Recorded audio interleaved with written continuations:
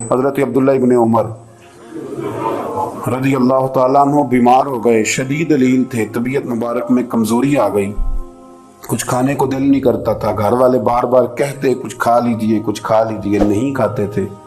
بالآخر حضرت نافع آپ کے غلام تھے، ان سے کہنے لگے کہیں سے مچھلی مل جائے نا تھوڑی سی میں کھاؤں گا، تو کہتے ہیں میں سارے مدینے میں ڈھونڈتا رہا، مچھلی نہ ملی، اگلے دن بھی ڈھونڈی تو نہ ملی، تیسرے دن بھی ڈھونڈی تو نہ ملی، تو فرمانے لگے یار بس چھوٹی سی خواہش ہے، کوئی فرض نہیں ملتی تو رہنے دے۔ کہتے ہیں چوتھے دن مچھلی مل گئی، میں 1.5 دینار کی مچھلی لایا، لا کے حضرت عبداللہ ابن عمر رضی اللہ تعالیٰ عنہ کے سامنے جو مچھلی رکھی تو آپ نے لقمہ روٹی کا توڑا تھا، مچھلی کو لگانے لگے کہ دروازے پہ فقیر نے آ کے آواز دی کچھ کھانے کو دو، تو حضرت عبداللہ ابن عمر نے روک لیا اور ہنسے۔ کئی دفعہ دے ہم بھی دیتے ہیں پر ہمارا چہرہ دیکھنے والا ہوتا ہے، اتنے ہم غصے میں ہوتے ہیں دے دیتے ہیں، لیکن جو چھلوٹیں ہوتی ہیں نا چہرے والی وہ گنی نہیں جاتی۔ ہنسے، فرمایا دیکھو میرا اللہ کتنا کریم ہے، وہ مجھے بچانا چاہتا، اٹھا بار دیا جا کے۔ تو خادم اب حکم کا پابند تھا، وہ لیت اللہ تو کر نہیں سکتا تھا، وہ گیا اور جا کے دے آیا۔ فقیر جب سارے محلے سے آٹا کٹھا کر لیتے ہیں تو پھر ایک جگہ جا کے بیچتے بھی ہیں۔ دے آیا، وہ 2 گلیاں آگے گزرا تو میں پیچھے دوڑا گیا، میں نے کہا سچ بتا کھانی ہے کہ بیچنی ہے؟ وہ کہنے لگا جو بھی سبب لگ جائے کر جاؤں گا، آپ نے دے جو دی ہے۔ تو کہتا ہے میں نے اسے کہا کہ یہ 1.5 دینار کی میں نے خریدی تھی، اگر تو 2 دینار کی مجھے بیچ دے، تو آج کل مچھلی مدینے میں مل نہیں رہی، تو میں اپنے آقا کو دے دوں گا، وہ یہی کھائیں گے، بیمار ہے۔ تو کہنے لگا جی بسم اللہ، مجھے کیا اعتراض ہے، 2 دینار مل رہے ہیں، 1.5 کی مچھلی، اور 1.5 کی بھی کسی نے نہیں خریدنی تھی، اب تو پک گئی۔ فرماتے میں نے 2 دینار اس کو تھمائے، وہ مچھلی اس سے خریدی اور خرید کر کے میں لا کے حضرت عبداللہ ابن عمر کے سامنے دوبارہ رکھی، تو فرمایا یہ کیسے آ گئی؟ میں نے کہا حضور 1.5 کی خریدی تھی اور پھر فقیر کو دے دی، اب اسی سے میں 2 دینار کی خرید کے لایا ہوں، آپ قبول فرمائیں۔ تو فرمانے لگے تم نے اچھا نہیں کیا، اب اس طرح کرو 2 دینار بھی اسے دے اور مچھلی بھی واپس دے آؤ۔ عرض کی حضور کیوں؟ فرمایا تم نے قرآن نہیں پڑھا؟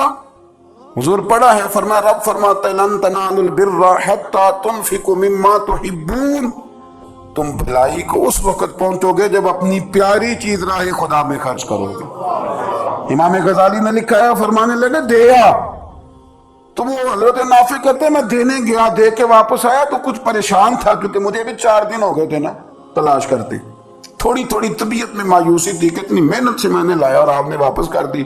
تو حضرت عبداللہ ابن عمر نے مجھے قریب بٹھایا، پھر مجھے تھپکی دی، فرمانے لگے پتر میں نے ویسے بھی کبھی جھوٹ نہیں بولا، اور آج کل تو میں ویسے ہی بیمار ہوں، ٹائم ہی نہیں، وقت ہی نہیں، موقع ہی نہیں جھوٹ بولنے کا، میں تجھے سچ بتاؤں مجھے مچھلی کھا کے اتنا سکون نہیں ہونا تھا جتنی اللہ کے راستے میں خیرات کھا کے مجھے سکون ہوا۔ تو تجھے تو میری راحت سے غرض ہے نا کہ مجھے راحت کیسے ہوتی ہے، تو مجھے سکون ملا ہے راہ خدا میں دے، میں نفسانی خواہش پوری کر لیتا تو یہ میرا نفس کل پھر مجھ سے مچھلی مانگتا، پرسوں کہتا نہیں چھوٹے گوشت کی یخنی بھی چاہیے۔ ہم لوگ الجھ گئے ہیں، بہت بڑے قیدی ہیں اپنے آپ کے، بڑے قیدی، سارا دن اپنی خواہشات کی تکمیل میں بھاگے رہتے ہیں، بڑے بڑے سونے نوجوان، میں ان پہ تنقید نہیں کرتا، مجھے ان پہ ترس آتا ہے، جب میں رات کے اندھیروں میں انہیں ٹیلی فون لے کے چوکوں میں کھڑے دیکھتا ہوں تو مجھے رحم آتا ہے، میں کہتا ہوں دیکھو نفس کی خواہش کے پیچھے یہ کیا مثلا آخر کیا ہے اس میں، ایک عورت کے پیچھے تباہ کر لیا اپنے آپ کو، یعنی زیادہ سے یہ کوئی مقصود ہے، یہ کوئی مقصد حیات ہے جس کو مقصد بنا لی ہے؟ میرے عزیز بات کو سمجھ لیں، اتنا خوبصورت آدمی ہے اور اتنا اس کا اونچا قد کاٹ ہے، اور کیا کس کے پیچھے یہ بھاگا ہوا ہے؟ بڑا سمجھدار، دانشور، عقل مند آدمی، ذی روح بندہ، لیکن اس کا سٹیٹس آپ یہ ملاحظہ کریں کہ وہ 20-40 ہزار کی خاطر جھوٹ بولتا ہے، دھوکہ دیتا ہے، فریب اور فراڈ کرتا ہے۔ ہم اپنی نفسانی خواہشات کے پیچھے اس طرح بھاگتے ہیں کہ ہم اصل سے رہ جاتے ہیں۔ میری باتوں کی سمجھ آ رہی ہے آپ حضرات؟ تھوڑا تھوڑا کر کے، ایک ایک کر کے ان کی باتیں کم مانیں۔ وہ ضروری تو نہیں نا کہ سویرے ناشتہ بازار سے اپنی مرضی کا تگڑا کیا ہے، بازار سے لا پوڑیاں چنے بہترین کھائے، اور پوڑیاں چنے ابھی کھائے نہیں، شاپر میں ڈالے ہوئے ہیں، اور وہ لے کے ابھی آ رہا ہے تو ساتھ ہی رستے سے गोश्त भी छोटा अच्छा लगा तो 2 किलो वो भी ले आया कि पूड़ियाँ चने खाऊंगा और दोपहर के लिए गोश्त पकाऊंगा। वो पहले ये तो खा ले साहब, इससे तो निजात पा ले। ये पता नहीं हजम होता है कि कुछ और करता है तेरे साथ, लेकिन वो गोश्त भी साथ ले आया। यानी टेबल पे, नाश्ते के टेबल पर बैठ के फैसला हो रहा होता है कि हमने क्या खाना है, हमने किधर जाना है। संगियों याद रखो, बातों को समझो और गौर करो। ये थोड़ा थोड़ा करके जब हम छुटकारा हासिल करने की कोशिश करेंगे ना, छुटकारा हासिल करने की, कई जगह से, किसी जगह से अगर आपको तंबी होती है ना, तंबी, उसमें भी बड़ा मजा आता है। उसमें बड़ा, हमारे एक बुजुर्ग थे, तो एक दिन ना मैं गया तो कहने लगे अल्हम्दुलिल्लाह मैं बड़े सुकून में हूँ। मैंने कहा जी वो क्या हुआ? कहने लगे मैं अपने आप को बड़ा पीर साहब समझने लग गया था। तो एक वापडा के किसी आदमी से काम था, तो मेरे एक दोस्त ने मुझे कहा कि पीर साहब उसको टेलीफोन कर दें, सुना है आपका अकीदतमंद है। मैंने उस बंदे को टेलीफोन किया तो कहते पीर साहब मैं इज्जत आपकी बड़ी करता हूँ पर ये काम नहीं हो सकता। कहते जब उसने मुझे कहा ना तो कुछ भी नहीं, तो मुझे बड़ा मजा आया, वरना मेरा तो नफ्स फूल गया था। मैं तो समझता था कि जो मैं कहता हूँ वैसे ही हो जाता है। कहते उसने थोड़ा सा ना मुझे लेवल में किया है, मुझे मजा आया। ये लोग ना अपने ऊपर बोझ डालते थे, ये थोड़ा थोड़ा पीछे हटते थे, ये समझते थे कि इस तरह तो हमारी तकमील रह जाएगी। सुबह से शाम तक अगर इसी नफ्स की बातें मानते जाएंगे तो खराबी करेगा। दौलत का नशा है भाई, दौलत इकट्ठी करने वाला किसी जगह सैर नहीं होता। हुस्न का नशा है, हुस्न का नशा है। हज़रत अबू बकर शिबली रहमतुल्लाह अलैह फरमाया करते थे जो तेरी बेटी को खूबसूरत समझ के उसके साथ निकाह करने थे उसे बेटी ना देना। हजरत जी क्यों?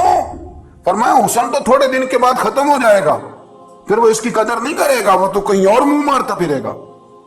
हज़रत अबू बकर शिबली रहमतुल्लाह तआला अलैह की बेटी खूबसूरत थी। एक नौजवान कहने लगा मेरा निकाह कर दे। आप फरमाने लगे पुत्र तो 1 महीने के बाद आना, कर दूंगा। बड़ी मोटी ताजी खूबसूरत साहिबजादी। तो हजरत ने उसे दवाई खिलाई, उसे पखाने लग गए। जो पखाना करती एक मटके में संभाल देते। थोड़ा वक्त गुजरा तो वो हड्डियों का पिंजर बन गई। महीने भर में दस्त इतने आए कि कमजोर हो गई। तो अबू बकर शिबली 1 महीने के बाद नौजवान को बुलाया, फरमाया इधर आ तेरा निकाह करूं। बच्चे दिखाई तो वो कमजोर बिस्तर पे पड़ी। फरमाया शादी कर? कहने लगा इससे नहीं मैंने करनी। फरमाया ये वही है? कहने लगा जी नहीं। फरमाया तू तो कहता था मुझे इश्क है, किधर गया तेरा इश्क? कहने लगा हजरत साहब आप कैसी बात कर रहे हैं? फरमाया इधर आ। फिर वो मटका जिसमें गंद रखा था वहां ले गए। फरमाने लगे तेरा इसके साथ इश्क था, ये तेरा इश्क। फरमाया अच्छा तो मैं 4 दिन रोटी खिलाऊंगा फिर तंदुरुस्त हो जाएगी। लेकिन मैं देखना चाहता था कि तू मेरी बेटी से प्यार करता है या उसके चेहरे पे आने वाली कुछ वक्त के लिए सुर्खी से प्यार करता है, उस लाली से प्यार करता है जो जवानी के वक्त बच्चों और बच्चियों पे आती है। किस चीज के दिल दादा? यानी क्या मतलब? नफ्स की गुलामी, सरासर गुलामी। और पलट पलट के और बड़े बड़े सियाने बंदे छोटी सी ख्वाहिश के लिए, बड़ा समझदार आदमी, बड़ा सियाना बंदा। मैं एक बड़े बुजुर्ग आलिम थे, मैं एक दफा मिलने गया तो पाए पका रहे थे, खुद पाए पका रहे थे। तो वो बड़े प्यार की बात होती है ना जी। तो तामत बांधी हुई और बड़ी जनाब खस्ता हाली और वो पाए पका रहे हैं। तो मैंने उनसे कहा, मैंने कहा हजरत जी पाए तो किसी और ने भी पका लेने थे, आप बुखारी लेके बैठते, चलो मेरी तरह का कोई बंदा आपसे इस्तेफादा भी कर लेता। अब पाए आप लाएंगे, फिर पकाएंगे, फिर आप खाएंगे, तो ये तो 24 घंटे आप किसी काम में गुजर जाएंगे। तो ये एक छोटी सी ख्वाहिश के लिए, मैं किसी चीज को हराम नहीं कह रहा।